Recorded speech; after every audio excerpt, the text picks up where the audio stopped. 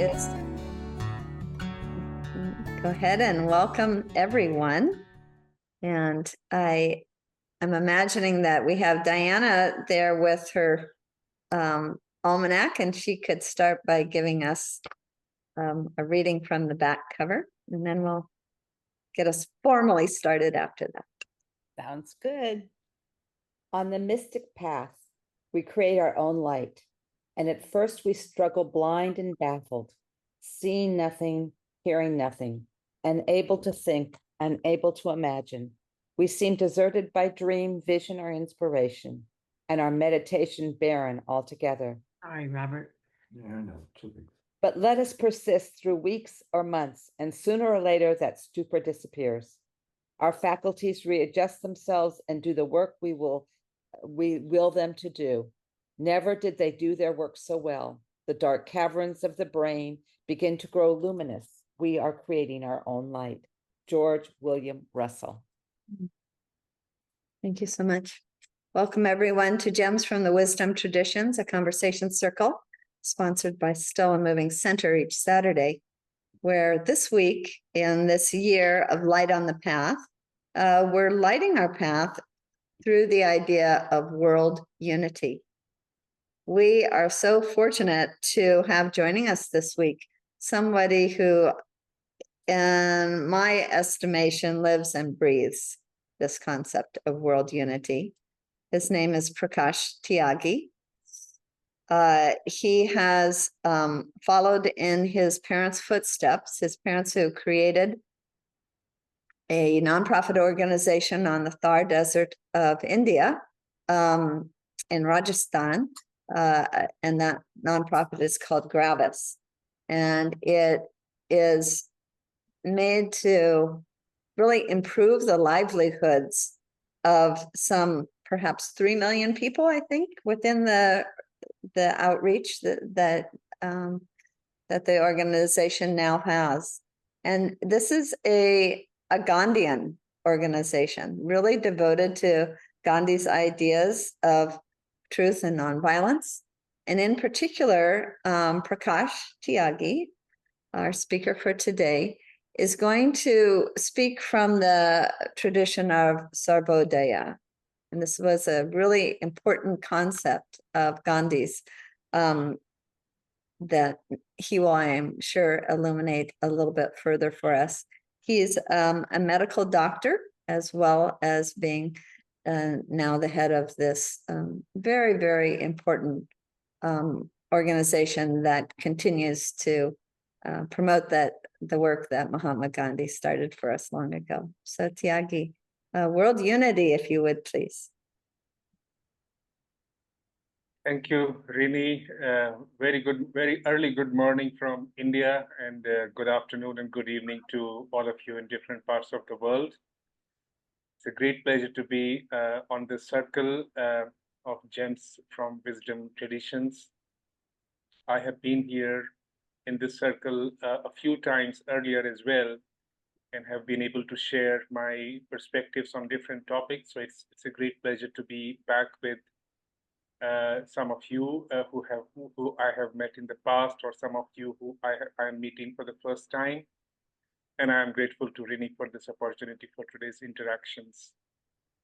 The topic, as introduced by Renée, that I have been given to speak about is world unity. And I think it's an extremely important aspect of our lives, especially in the contemporary times when we are living amid many divisions and many issues that are affecting our lives worldwide as global citizens. So it's a very timely and a very needy discussion that we are going to have today. And I'm hoping to share my own perspectives and coming from my limited understanding of world unity and from my experiences that I have gone through while working in India, as well as while traveling in different parts of the world, connecting with people like yourselves and finding common path. I would like to begin by reminding you a Sanskrit shlok, and I don't really know what shlok is translated to in English. Maybe it's a rhyme, or it's a verse, or it's a quote. But in Sanskrit, in India, in traditions, we have been saying a line which goes as follows: Ayam nijaha paruveti ganana laguchit sam udar charitanam vasudev kutumbakam. In English, it would translate to that this is a relative and the other one is a stranger, say small-minded or small-hearted.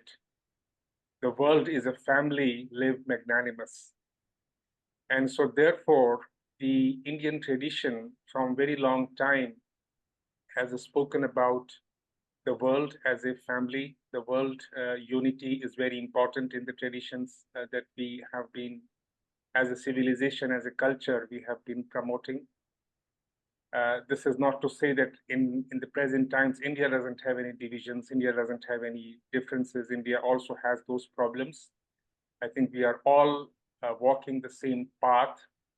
But as far as the traditions go, as far as the history goes, the world unity, the global unity beyond boundaries, beyond nationalities, beyond races, is something which is extremely important to India's culture. And it is so important that when the Parliament House of India was opened after the colonial rule ended in 1947 in India, the British rule, the new Parliament building was established. And on the entrance of this building, this Sanskrit shlok is enshrined, reminding everyone entering the building, reminding everyone visiting the area from where India is governed, that what India's belief is. I would briefly speak about Sarvodaya.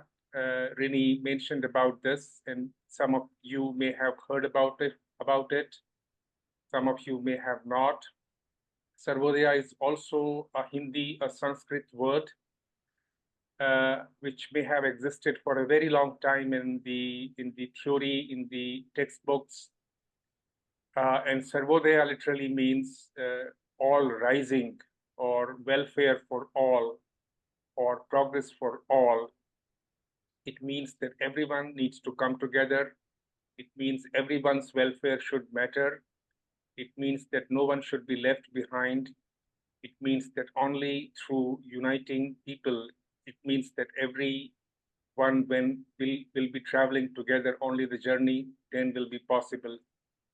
So that's what Sarvodaya means. It's a very holistic, a very collective kind of a word.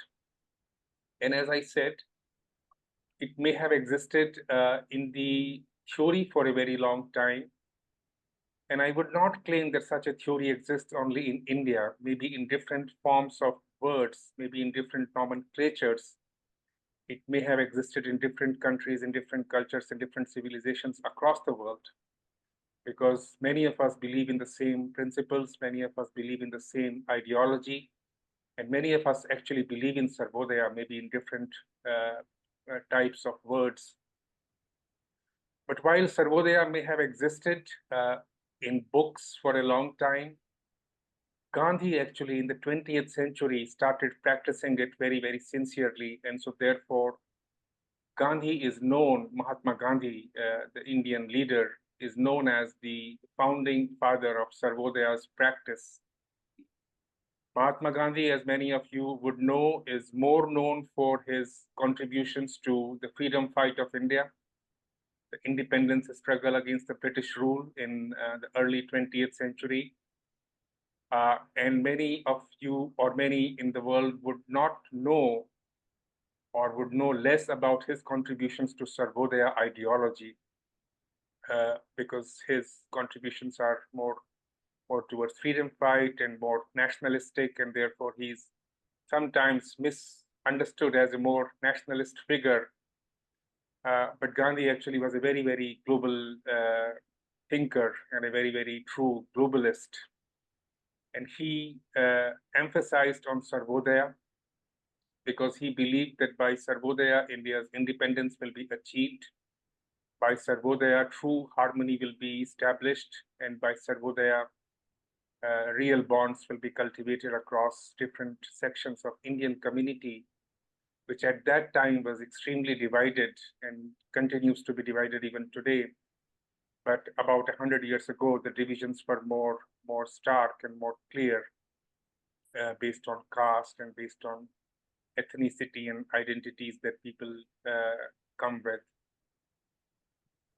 So Sarvodaya basically has a few very strong critical components, and those are truth, non-violence, and harmony. Truth, because being truthful according to Sarvodaya philosophy is extremely important. Being truthful, being honest, being realistic. Only then we will be able to understand what differences exist. Only then we will be able to understand what needs are there to be worked upon. And only then the start of a collective journey is possible. So truth is the first and foremost important component of Sarvodaya philosophy and ideology. And the second one is non-violence. Non-violence in Gandhi's philosophy, in Sarvodaya philosophy, is extremely important. Violence is a critical cause for divisions and for differences and for lack of understanding, for lack of consensus. So Sarvodaya believes that non-violence is the vehicle, is the career towards world unity. And it's important that we all practice non-violence in lives and in our work. Non-violence towards human beings, but non-violence towards the entire nature, towards the entire environment, living organisms, the natural resources that exist. And complete non-violence would be the ideal way to practice and implement Sarvodaya. That's the second most important component of Sarvodaya. And the third one is harmony. It's important to create mutual understanding. It's important to create common understanding of the issues that are facing our society. And again, India's classical example, where the caste system has been such a dominant oppressor of many communities, has been discriminating many tribes, many lower caste groups. There has been gender-based discrimination for a long time. There has been untouchability in the past, which still exists, but in small numbers. But at that time, when India was fighting the British rule, it was a big issue. So harmony is important, and harmony would lead to Sarvodaya. And all these three strongly important components of Sarvodaya would lead to unity at the community level, and would lead to unity at the world level, at the global level. Unfolding Sarvodaya a little bit further, it also talks about some important elements which are core to its implementation at the ground level. One of them is decentralization and self-reliance. Decentralization is important to any population, any community in the world, but it's more important to communities and populations which are more rural, which are more scattered and located in isolated populations, which is there in the US as well, but is more common in Asian context, in African context, also in Latin American context, where the countries are more rural and the populations are living in deeper poverty, with deeper exclusion, marginalized groups.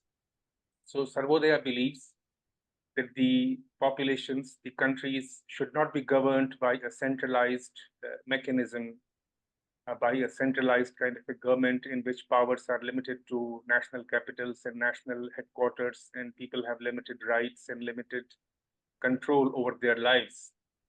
So by decentralization, self-reliance would become a reality. People, communities who are impoverished, who are marginalized, must be given the control to decide their futures, to decide their destinies, to decide their livelihoods, to decide what they are going to eat, what they are going to live with. And that would lead to self-rule, which is an important part of Sarvodaya. Sarvodaya is also an important advocate for equality and social justice. Inequality is a big challenge in many societies, particularly in India. As I have been saying, The caste-based discrimination, the oppression of lower caste groups and tribal populations has been a big issue.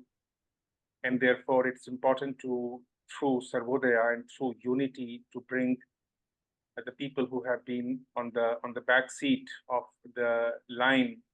They come forward, they are given the attention, they are given the opportunities, they are given the decision-making authorities, and therefore the process of social justice takes place. And then finally, Sarvodaya speaks of freedom and democracy, which we all love and which we all need, which is our basic human right, which is being violated quite a bit these days, as we can see even in the countries like the US and even in high-income countries in the developed world, and not to forget countries like the lower middle-income countries, the developing world, where freedom is at stake, democracy is at stake, and human rights are at stake. And Sarvodaya speaks about realizing those. Sarvodaya means that true democracy will happen only when people are given their rights, people are free to speak their minds, people are given the liberty to express their views as openly as possible. I will speak for a couple of minutes. I'm conscious of time. I will be finishing in 5 minutes or so. I will be speaking a little bit about Gravis, the organization that I work with, that I represent, and how it translates Sarvodaya into reality at the ground level. As Renée said, Gravis is a desert-based organization in India. We have been working for about 4 decades, founded by my parents, and I'm very fortunate to lead this wonderful organization now. And we work in a very remote part of the country where the poverty and the droughts are relevant and have been affecting local populations for a very long time. And we very sincerely follow Sarvodaya philosophy in our work as well as Gandhian ideology. We believe that the communities that have been neglected, that have been marginalized, have the most important role to play in their own upliftment, in their own advancement. And therefore, it's important to have programs and policies for them, but designed by themselves, identified by themselves, priorities chosen by themselves, and the interventions and the solutions designed by themselves and not by external players. Keeping that in view, we have been strongly focusing on creating community groups in rural areas, such as development committees, self-help groups, learning groups, support groups, and we have been able to create more than 4,000 such groups, affecting the lives of 2.5 to 3 million people. And these groups are empowered. These groups are given the abilities and the strength to decide their own destiny, to decide their own futures, to work with us collectively to have developmental programs that will affect their lives. With that in place, we have been working in the very important spheres of life of people, such as water security, through which we create rainwater harvesting solutions for people to have water in their homes, in their farming lands. We are also working on agricultural interventions so that people can have livelihoods, because the local population is basically a farming population. We are working on healthcare programs to affect people's health, to make sure that they remain healthy and they get treatment and preventive health care, and also education so that children can go to schools and can have a better future, a better life. While we work on all these programmatic spheres, the core ideology revolves around Sarvodaya, which is about decentralization and social justice, which is about equality and social justice, and which is about freedom and democracy. Neglected populations, lower caste people, tribal populations, and women and girls, because gender has been a big criteria for discrimination. They remain the driving force for us. They remain the most important leaders, the most important contributors in our programs, in our approach. And by doing this, we are trying to realize the dream of Sarvodaya in the community that we are working. While our work is very, very localized, very, very focused on a particular community, we believe our work is very, very global, because we are contributing to world unity. because Sarvodaya and world unity are directly linked. By working in the Thar Desert, our ideology is not confined to the Thar Desert only. We are able to exchange our ideas, our experiences with people like yourselves, which is a global exchange. And we believe that in different parts of the world, we have similar issues. The magnitude of the problems will be different because of the socio-economic conditions and the cultural backgrounds, but we are having similar problems. We are having similar issues of human disconnect. And therefore, connecting human beings is important, is relevant, is needed. I finally would like to say that in the world of today, in which we are living, which is very, very divided, we are witnessing many wars, many conflicts, many problems affecting populations which are targeted, which are victims. Sarvodaya would probably be one of the important tools that can bridge those distances, that can bridge those gaps. We need non-violence, we need more harmony, we need more peace, and we need more social justice. I think in the ability of ourselves to bridge the cultural gaps and in the ability of reconciling the differences that we have lies the future of humanity. I will pause here to be able to take questions and comments from you or to be a part of the discussion moving forward. But before I do that, I must thank once again Renée and the Gems of Wisdom Traditions, as well as all of you for being with me today. Thank you very much. Thank you so much, Prakashji. That was just so wonderful, and I think it is just so inspiring to us to hear about an organization that has spanned 4 decades plus and is working with so many people who are in many cases in dire straits. They are people who have been excluded, as you say, from so many of the wonderful things of a rich and meaningful life within the context of all of the world's resources. And so the fact that you are helping so many people to rise up, and I think that one of the actually the definitions of Sarvodaya has to do with the uplift of all, but the least first. Yeah. And it was really interesting to hear at the end of what you were saying that the most excluded individuals are the ones that Gravis, your organization, holds as the key to the uplift of the future, that empowering them, putting them, I think, helping them to rise into decision-making positions is what is the most important thing for the uplift of the whole. Is that what I heard? Yes, absolutely. As you rightly said, Sarvodaya translates into upliftment for all, but it also emphasizes on another Sanskrit or Hindi word called Antyodaya, which does translate into the last person rises the first, or the last person requires the most important attention, because while it's a matter of bringing everyone together, while it's a matter of a collective journey, but of course the need of the weakest person is the most important one in the group, in the society, or the last person on the ladder ranked the last needs the most important attention. Only then equality, only then collective journey would be possible. Otherwise, people would be walking at different pace. Some would be slower, some would be faster, and that's not the idea. In collective journey, the pace has to be equal. Only then people will be able to cover the same amount of distance. So it's important that the last person is given priority, and we all have last persons in our communities in different forms and different ways.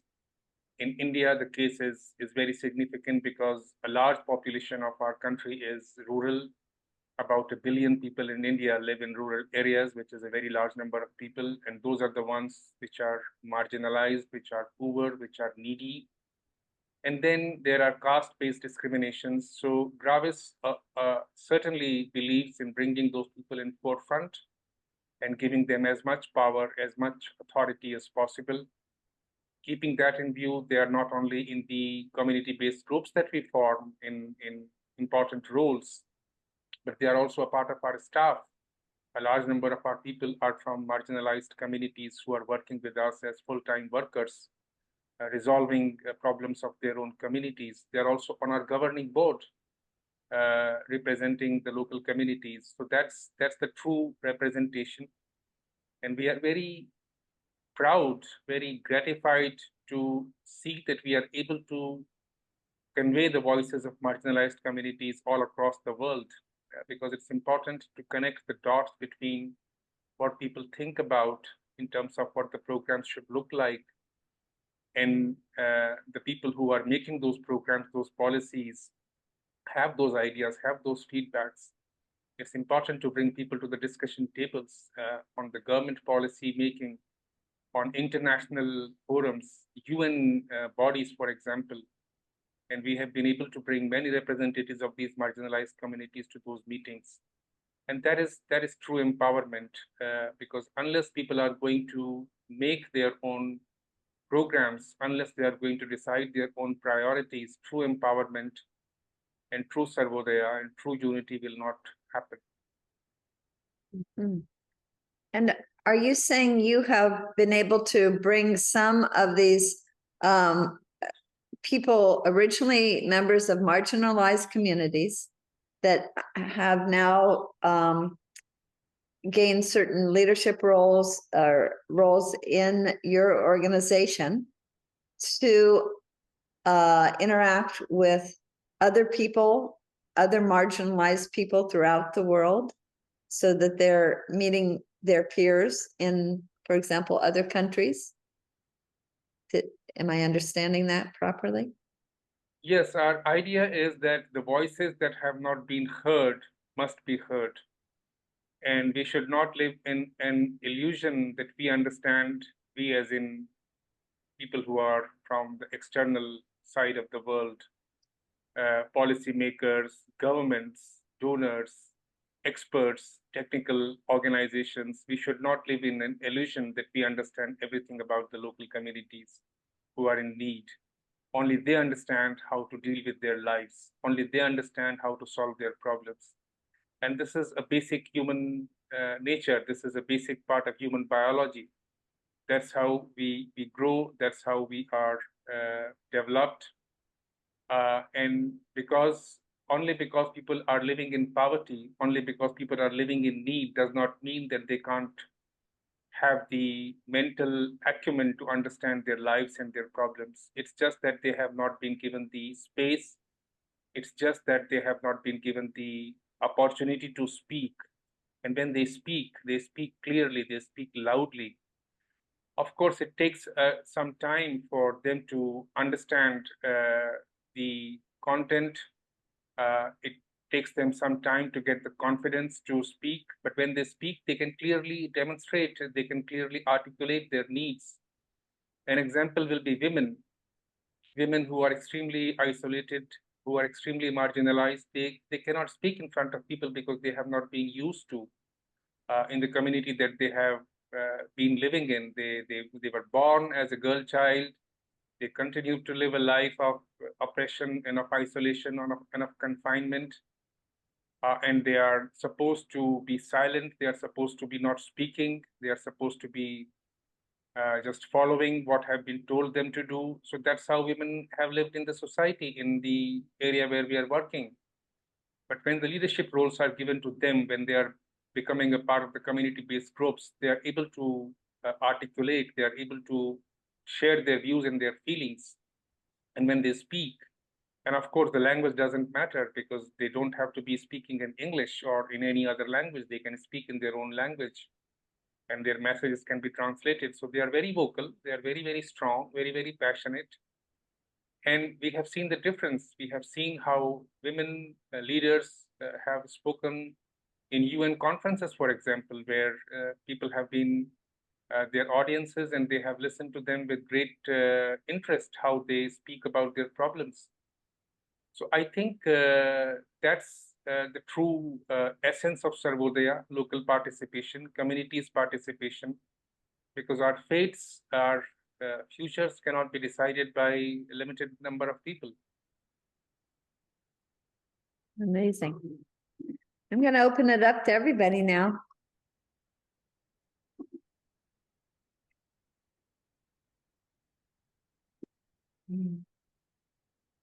I'll just thank you so much, Prakash, for sharing the good work and continuing the legacy of the stream of positivity that Gandhi was able to proliferate throughout the world,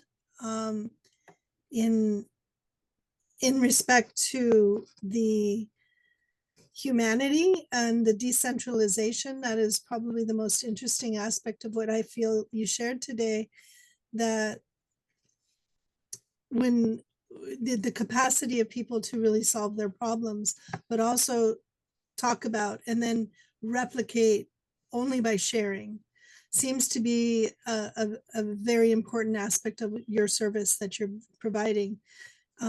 I was able to go to the Summit for Social Development in a United Nations program some years ago, and this was an opportunity for people all over the world to really share their local battles, their integrity, their voices, and to be heard on a national stage, international stage, and to really kind of honor some of the interpretations that the United Nations was founded on, and in such a synchronous time to what Gandhi did.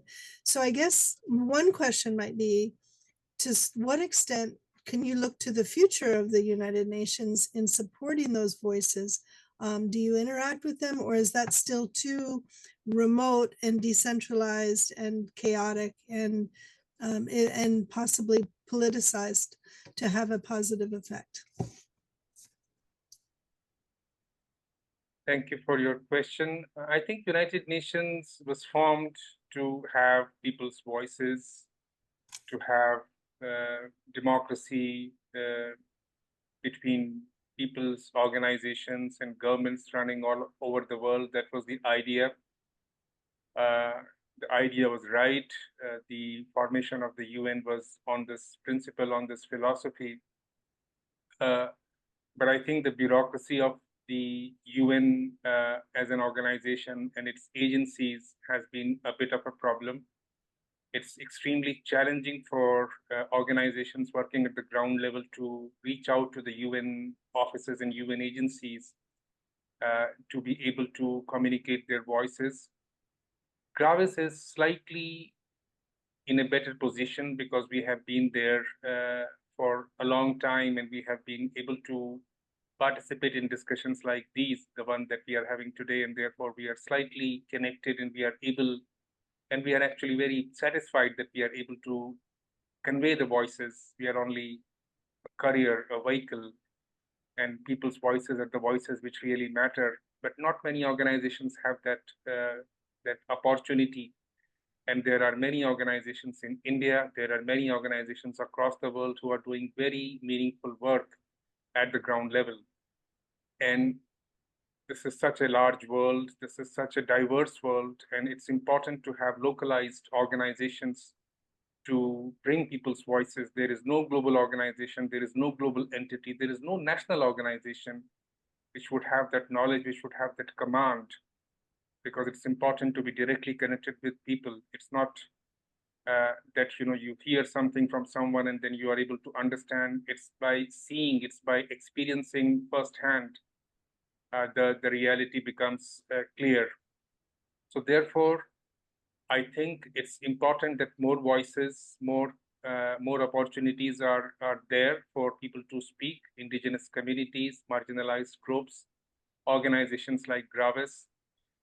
But unfortunately, the organizations which have the resources which have the connectivity are only able to reach the UN forums, UN dialogues, because it's a matter of connections, it's a matter of resources, it's a matter of opportunities. So I would hope that more voices, more ground level organizations, more grassroots level organizations like Gravis are there in the discussion forums.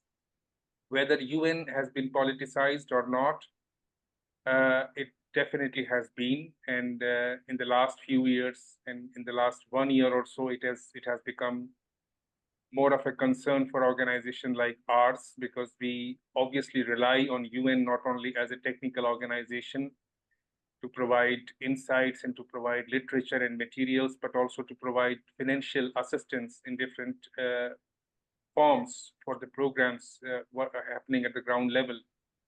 And that is obviously dwindling. That is obviously going away because of the current geopolitical issues. So, so at the moment, the situation looks quite grim, but one has to be hopeful, one has to be optimistic that UN finds its right course and its right objectives, go back to its founding philosophies, because UN is our organization. It's not an external organization. It's an organization founded by us. We are the real stakeholders. We are the ones who are running it. And if it's about democracy, if it's about decentralization, that UN needs to be democratized and decentralized. Thank you very much.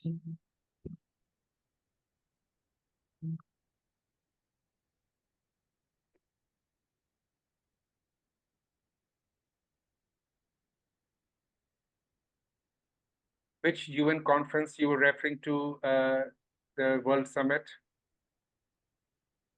This was in Copenhagen. Nelson Mandela and Fidel Castro were there. So two very powerful voices. The hosts in Copenhagen really believed in this, and also Muhammad Yunus and Queen Noor were there. So you had a lot of powerhouses that probably, oh yeah, Hillary Clinton sent a delegate. The United States was not there in any capacity, but you had, one of the most striking was down in, I'm sorry, in Oaxaca, the coffee farmers able to come in mass and talk about what was going on for them in a very critical juncture in their lives. And of course, Muhammad Yunus's individual stories were very powerful, and it did work. And I love that you say that it is our organization, and we can't forget about that. We can't just watch it become an arm of oppression and militarization, because that seems to be what it has been. Were you there, Prakash? No, I was not there, but I will just add an example of the complexities that UN forces us into, intentionally or unintentionally. Mm-hmm. So UN has a forum called ECOSOC. I'm not sure if you have heard about it or not, Economic and Social Cultural Organization of the UN. And civil society organizations or non-governmental organizations or not-for-profits are entitled to be a part of it if they apply to be a part of it. And Gravis is a part of it. It's called ECOSOC. And that gives Gravis the power or the opportunity to express its views on different UN policies, different UN programs, sustainable development goals. And we are very fortunate to be there. And a few thousand organizations are there in this world, but the organizations are in millions who are working at the ground level in different communities and different countries. When we applied to be a part of it, it took us about 5 years. And it was a very cumbersome, a very tedious process of paperwork and documentation and questions and answers, and which was very frustrating, if that is the right word. And tiring, but we managed to go through it. But please imagine how many community-based groups and organizations can do it. So it's limiting people's participation. It's limiting people's abilities to express their voices. If UN is really people's organizations, if UN is really concerned about hearing the voices that have not been heard, then the processes need to be simplified.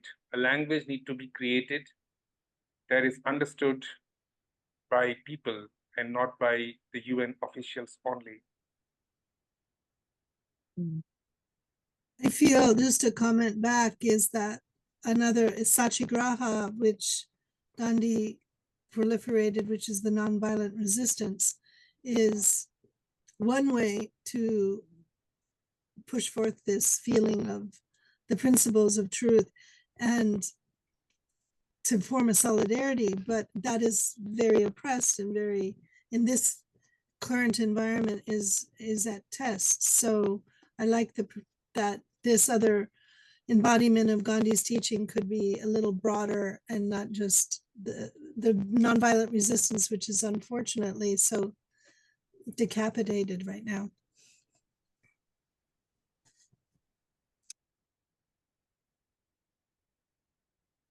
Or Prakash, perhaps, oh, go ahead, David. I was thinking perhaps overly capitalized, thinking, in the political environment here in the U.S., contrary, our current administration and Project 25 are to this whole notion. In fact, virtually diametrically opposed, like completely opposite philosophies. And it got me to thinking, I kind of wish our evolutionary biologists were here, because the whole topic of Sarvodaya is certainly in alignment with the biological imperative. We survive and thrive because of our ability to care for one another and inclusivity, the harmonious nature of bringing everyone into play is certainly what Sarvodaya is about. And here in the U.S., we seem to be, at least current administration seems to be taking us in a completely opposite direction. It got me to thinking a little bit about the nature of cancer and how cancers seem to be very similar to this, the opposite notion, where one idea grows malignantly without care or concern for the organism that's hosting it.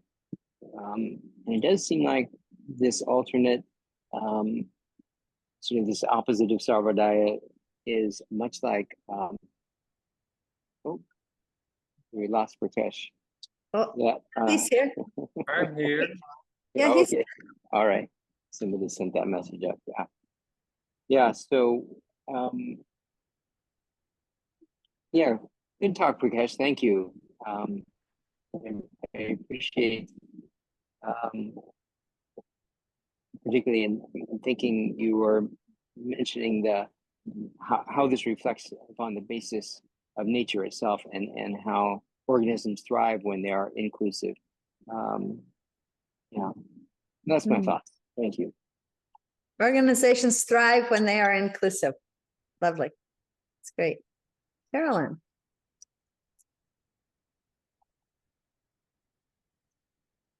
You need to unmute.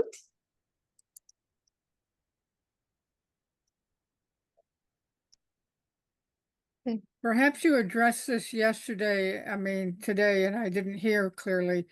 But yesterday I heard a report that polls show the generation in this country most opposed to positive work towards nonviolence and compassion was Generation Z.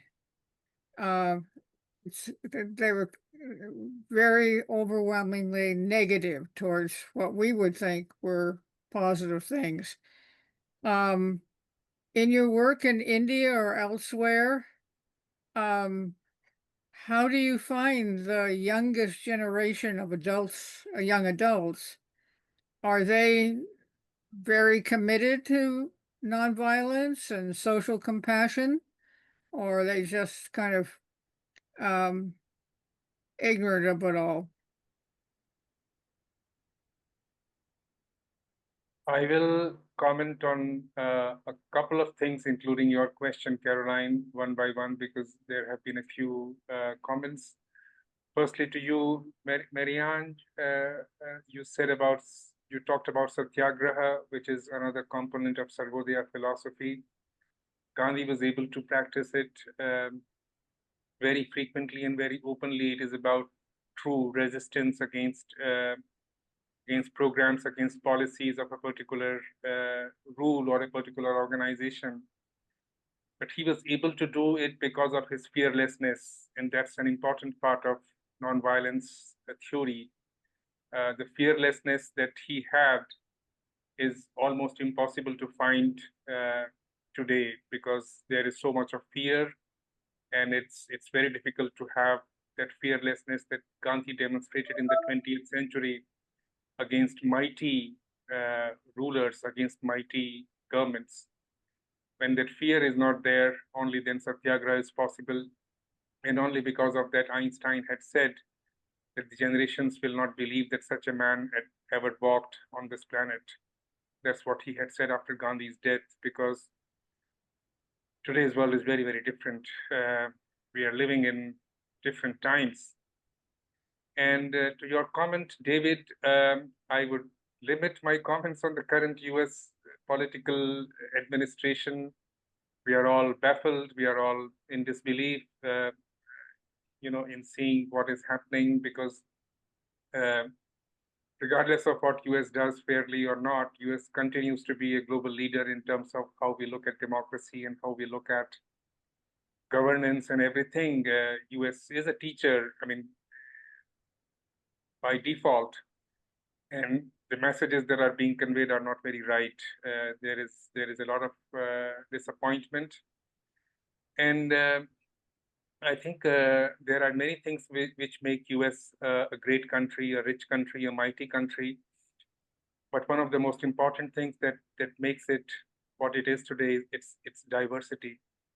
If it was not as diverse as it is, if it was not a combination of human races all across the world in one country, bringing in their best possible acumen, it would not be there where it is today. So sooner or later, this administration or that administration will have to realize that it's diversity which is thriving it, and that diversity must continue. So I hope, but the vision at this moment seems to be very short term and not very long term. But let's hope. Where do we go? Caroline, I am 50% hopeful of the current generation and 50% not, so in between. But there is no complete disappointment. There are still a lot of people who believe in the ideologies that we have been promoting of Sarvodaya, of Mahatma Gandhi. There, of course, is a large number of people who are not very fond of those old traditions and who are very comfortable with technology and fast life and isolated kind of communities. But there is still a part of section in Indian society, the educated or the ones who are living in more uneducated parts of the country, who still believe in social change, who still believe in solidarity. And it's a matter of keeping that ideology alive so that it doesn't become forgotten or distinct. That's also one of the important focuses for us, to make sure that Gandhi or Sarvodaya or World Unity do not become only textbook materials, continue to be practiced. And I think the same is the case in many countries, including in the US. So I think these conversations must go on. And it's important that organizations like, or the forums like the GEMS from Wisdom Traditions are there to keep the fire alive. So all is not lost in terms of hope, but I think a lot needs to be done, Caroline. I know that Veena Howard is recently returned from India, which is her original homeland, and she got to spend, I think, about 4 months doing research work there for her next book, and she is a Gandhi scholar. I know she's online. I'm not sure whether she is able to join us in the conversation, but this would be a really opportune time. And she is one of the people who has really spoken out. Nina. David. So, okay. Thank you so much, Prakashji, for your insightful conversations, and also everyone. Sorry, I'm at a place where I'm unable to turn on the camera, and I don't like talking without the camera. So I also, like Carolyn said, I gave more than 15 talks all over India. Students from 14-year-olds to above 40. So I felt that there was suspicion and sort of distrust in the method of nonviolence. And I encountered that consistently in the Q&A from young students. But the interesting thing was that when I responded with saying, yes, that's very interesting, but let's talk about the alternatives. Do we want violent world, or do we want nonviolent world? Do you want safe communities, or do you want unsafe communities? Do you want terrorism, or do you want lack of terrorism? 100% of the times, students and adults who are many times older than me as well, they understood what I was talking about. And I think that the way the nonviolence is being understood generally through this WhatsApp university in India, and India is the country who uses the most WhatsApp users in the world. And people send these little clips and say Gandhi was weak. Gandhi didn't do that for Hindus, and Gandhi did do this community and marginalize this community. So they don't think through the idea of nonviolence. The nonviolence is seen as weaker, not strong, and the world is too dangerous, and how can we do nonviolence? But once we begin to explain, like Prakashji said, that I'm 50% this way and 50% that way, so you are I think there is so much opportunity I see to really educate our young minds rather than discounting them like, oh, they don't believe in it. Yes, how can we adults are not doing good job, I think. As a teacher, I feel that we should do better job to educate where are on this Zoom call, where are our young people? Who are, we are preaching to the choir, right? We are all believe in nonviolence, all of us, I hope, I think, I believe. So where are these young people? Why they don't show up and I send them link? So how can I have time, busy time, and I can still be trained because it's Sarvodaya. So I think it is bringing them into the language that is easily discernible for them, easy to understand, bringing it to the ground. I think your organization might be doing all that. I also visited Sarvodaya Institute in Sri Lanka, where Fulbright sent me as well. And I'm just amazed by that organization. In every district in Sri Lanka, that organization is present. And what they're doing on the ground, I went to visit where the little babies were left on the side of the roads, and they were 25 babies were in that facility. Then I went to moms who are 16, I think maximum was 17-year-old moms who were victims of rapes and were pregnant. And so it's just so much work, Sarvodaya, the idea, what you're doing with the Gravis organization, and this was so much potential in this work if we can all come together as adults to help. So last thing I want to just say that when I was looking, I think Marianne said about Satyagraha, and I think the Gandhi's principles are that 4 has to be interconnected. As you said, Sarvodaya, Satyagraha, Swaraj, and Swadeshi. So decentralization, self-reliance, resistance. And I think when we resist non-violently, it works. But whenever it becomes violent, there is a problem. and really teaching us and that how we can be self-reliant and self-rule rather than just going into this cycle. You can't hear my see my hand gestures. My hand gestures are going all over, and people are looking at me. Just like this cycle, we have to really come together with four. And thank you, Prakashji, for your amazing presentation, and thank you, Renee, always. Yes, thank you so much. I'm looking at the time. What I'd like to do is give everyone a chance to share a takeaway, and Prakashji at the very end to do that. I'll then ask for somebody who would like to give Prakashji a vote of thanks. And while they're thinking about that, I'll tell you about next week. So the first thing is a takeaway from each of you who might like to share one. Veena, do you want to start us off with a takeaway that you're... Yes, that Sarvodaya is the way you said, the unto this last, that what is that we have to really think about the most marginalized, the most, and they're not, it's not that a marginalized person, it's the situations that we all feel they're low and how we can help each other uplifting at that time. Thank you. Yes, thank you. Sharane, I'm going to just go across the way it looks like to me. It would be Veena, Sharane, then Nancy, who's my mom, Carolyn, Mary, Diana, Mariange, and David, and then back to Prakashji. So Sharane, do you want to share your takeaway?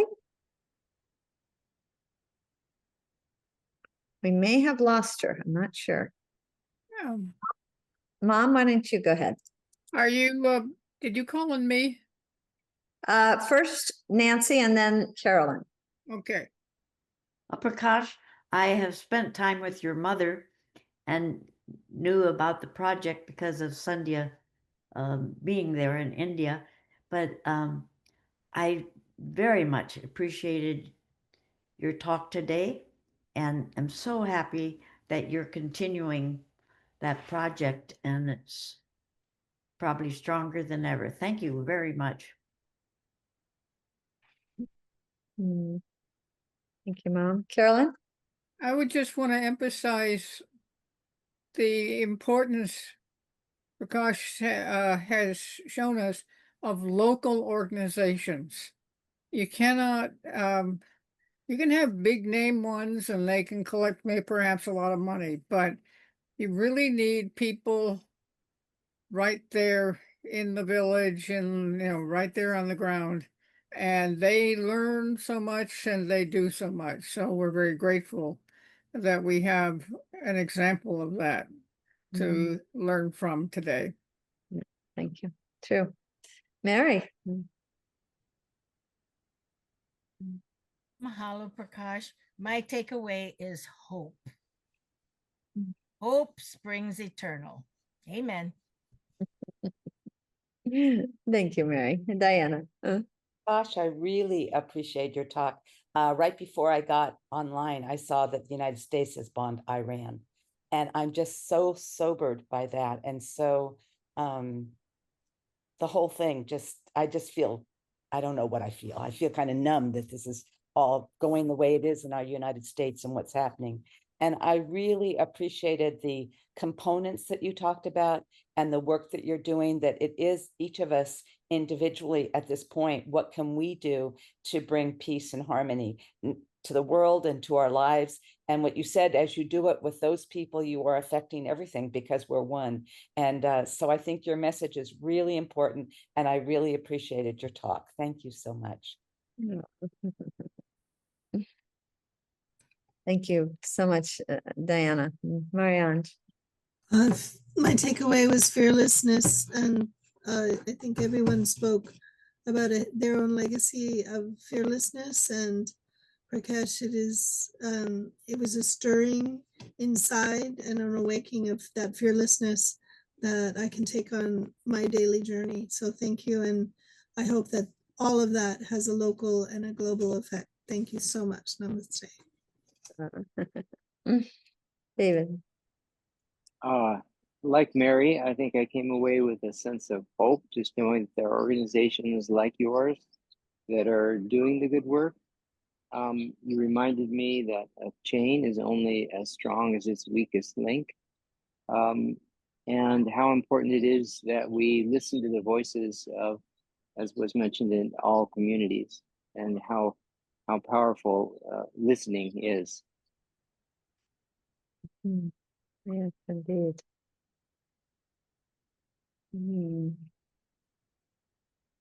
That was a plug, Renee. I know. No, I think actually we did give Prakash our vote of thanks. I'm going to let Prakash make any final comment that he might like to make. Yes, thank you very much. My takeaway is the assurance of the community that I'm in with all of you. It's assuring to see that there are like-minded people across the world who are worried, who are concerned, who are hopeful, who are optimistic. That's very assuring. And just one more thing that I wanted to say is this debate between non-violence and violence will continue, like the debate between good and evil has been there for a long time. And it's for us to choose what is good and what is not so good. But definitely non-violence needs more courage, more patience, more conviction than violence does. Thank you very much. Yeah, thank you so much.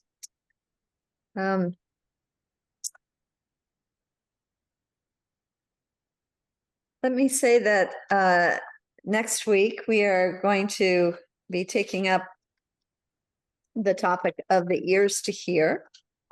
And David Sanders, who is here today and who is a psychologist, a counselor, is going to be taking that conversation forward for us. And with this idea of deep listening that he just mentioned. And so we have that to look forward to. And I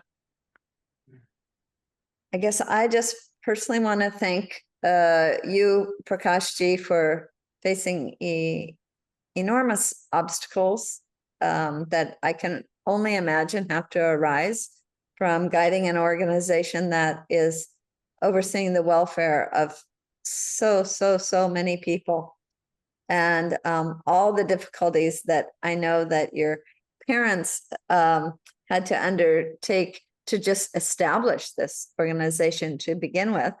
From what I understand about organizations, when they get bigger, they face the same kind of obstacles, but at a bigger level. So I can only imagine some of the things that you take on as a matter of being a soldier of peace, and just really salute you.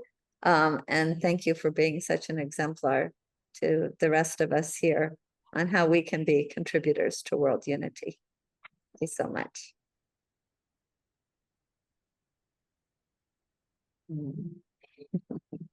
Thank you. Aloha. Thank you. Wow. Thank you, Renee. Yes, yes. Anyone is welcome to stay on a few minutes if you like. Thank you, Renee. Yes, thank you, Veena. I'm so glad you were here. Thank you so much. Yes. Thank you, everyone. Aloha. Take care.